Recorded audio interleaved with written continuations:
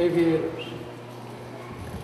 Acting as the moderator for this particular program, I am Dale Breven, a former Navy pilot and one of the many docents and volunteers on this historic museum.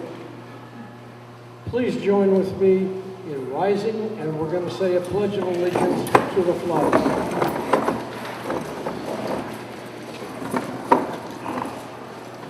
I pledge allegiance to the flag of the United States of America and to the republic for which it stands, one nation, under God, indivisible, with liberty and justice for all.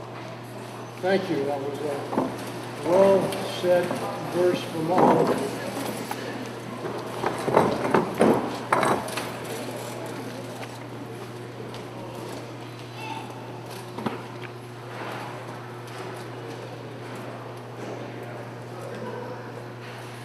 On behalf of the speakers, and they're listed down into here, they will be introduced shortly. But on behalf of them, we would like to thank all of you for attending this outstanding museum. Prior to the introductions, we'd like to show you the different types of aircraft that were flown by these gentlemen and myself over a period of maybe 30 or 40 years. Many of these are vintage aircraft. Some of you are familiar with the F-15, the F-16, and the F-18. These are classic aircraft of years gone by. First of all, if you'll look at attention up onto the screen, is the Grumman F-6 Hellcat, which was one of the premier Navy fighters in World War II. The F-8 Bearcat, which would have topped the Hellcat, however, the war against Japan ended, and so this one was an outstanding training plane for our naval aviators. The Grumman F-9F Panther. This was possibly our premier jet fighter during the Korean War.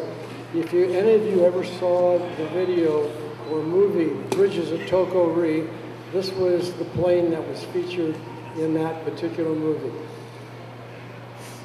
The F-9 Cougar, a swept-wing version of the Panther. It did not see any action.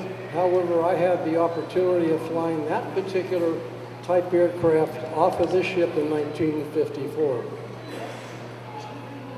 The F-11, the F-11 Tiger, which was flown by the Blue Angels, as was the previous aircraft that was mentioned.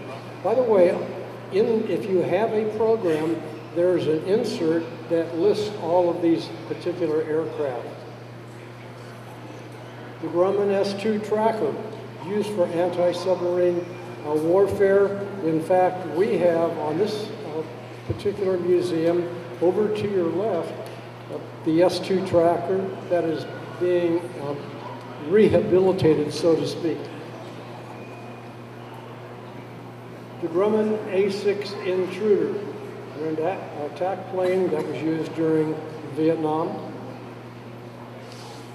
The A-4 Skyhawk, another attack plane used during Vietnam, and two of our speakers this afternoon will possibly be referring to this particular aircraft. The Douglas AD Skyraider. This was a premier attack plane during Korea and also during Vietnam. In fact, one of our speakers today was actually flying the plane closest to you. He was the wingman.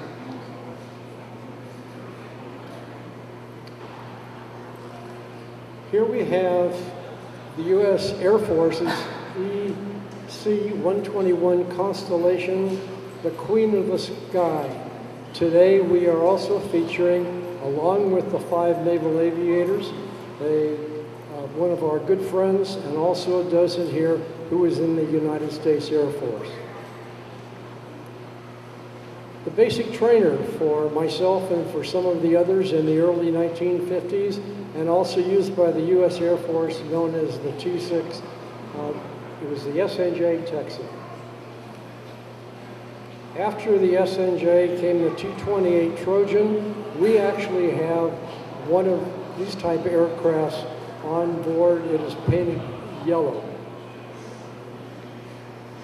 This is an Air Force's trainer, a jet trainer, T-37 Tweet. It was sometimes called the Tweety Bird because of the noise that it made. All right, the F-80 Shooting Star. It saw action in Korea from the Air Force. For the Navy, it was a trainer, it was a TV-1 or a TV-2. And now we're getting into the helicopters. This is possibly the most prominent and favorite aircraft of many of the pilots, both of the Army, Navy, and United States Air Force for flying helicopters, the Huey. And finally, we have the Sikorsky H-3 Sea King. We have that model. It is up on the museum here. It's painted number 66. It was used in the recovery of Apollo 11.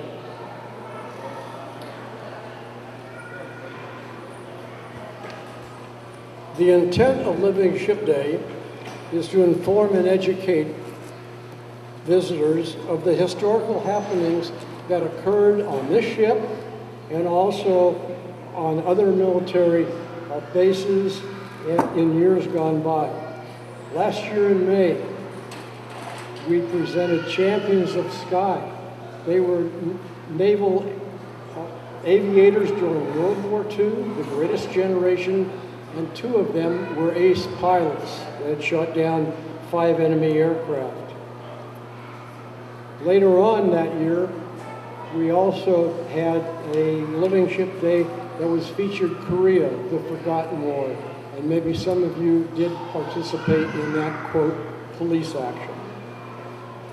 Just 2 months ago, the Hornet's Living Ship Day featured former members of the Red Tails, the Tuskegee Airmen, the all-black American Air Force squadron that became famous in World War II. Today we have the honor of featuring 6 military aviators whose service spanned the time from Korea through the Cold War, including Vietnam. Combined, their total number of military flight time hours is over 19,000 hours. The different armed forces today work more closely together than ever before. With this in mind, as I previously had stated, we have a former United States Air Force aviator along with the 5 Navy pilots that will be featured today. All 6 speakers are members of the Hornet docent crew. Currently, we have over 90 active docents on board to lead tours and to give out pertinent information. Now, I'm going to be asking the speakers to come up one at a time, and at that time, we will be showing their particular favorite aircraft. And once they are up here and they start talking, they are on their own. Okay, to start with, I'm going to call Lieutenant Alan Cartwright from the United States Navy. As pictured up here, his favorite aircraft was the A-4 Skyhawk, and it was used by the Blue Angels, and there were many notable pilots on there. You'll notice one of the first ones, John McCain, who ran for president the last time. Edward Alvarez was about the first pilot shot down in Vietnam. He spent 8.5 years in the Hanoi Hill. And then the third name, James Stockdale, was the running mate for Ross Perot when he ran for president at one time. The next one is going to be a helicopter pilot, Mike Aerosmith. Mike's favorite aircraft, actually, he had told me, was the Huey, But because we happen to have the Sea King on board this, I'm listing it was an anti-submarine aircraft used for rescue, primary recovery ship for Apollos 11 and 12, and it was used by many of our presidents as Helicopter 1. The next, our senior citizen right here, Captain Jim Long, United States Navy. Jim flew many aircraft, as would be pointed out. At one time, or over his time of flying, he's flown 51 different types of aircraft. Jim's favorite one was the F-8 Bearcat, and this is would have been one of the most super of the propeller-driven aircraft. The next gentleman is going to be Commander Dwight Ltjg, who flew the S-2 Tracker, the type of aircraft that is over there. You'll notice that Dwight also has on a flight suit, and later on after the program, he's will be giving an LSO demonstration, LSO, Landing Signal Officer. He'll probably talk about that. The fifth member is Captain Don Marucci from the United Air Force. He's the one that was flying the Constellation, and he has some interesting tales. Nothing about tailhook as the rest of us, but he has some neat things that he'll be talking to you. And the last one is flying the F-11 Tiger, Lieutenant John Fukow of the United States Navy, and his favorite was the F-11 Tiger Cat. By the way, the F-11 Tiger Cat, the nose section happens to be right over there, so you might be able to go there afterwards and sit in the cockpit. All right, before we actually have the formal introductions, the 5 naval aviators plus myself have a combined total of 1,145 carrier landings. As a sidelight to that statement, many individuals have referred to carrier landings as a controlled crash. We as pilots think that any landing is a good one as long as you can walk away with it. It might be interesting to note that since 1946, the Blue Angels, the Navy's acrobatic demonstration team, have flown 8 different types of aircraft. Of those, the speakers today have flown 6 of those different types of aircraft. Now back to the topic of today, Flights of Valor, honoring military aviators. Each will have time to talk about his experience during training and squadron assignments, some during wartime, some during peacetime.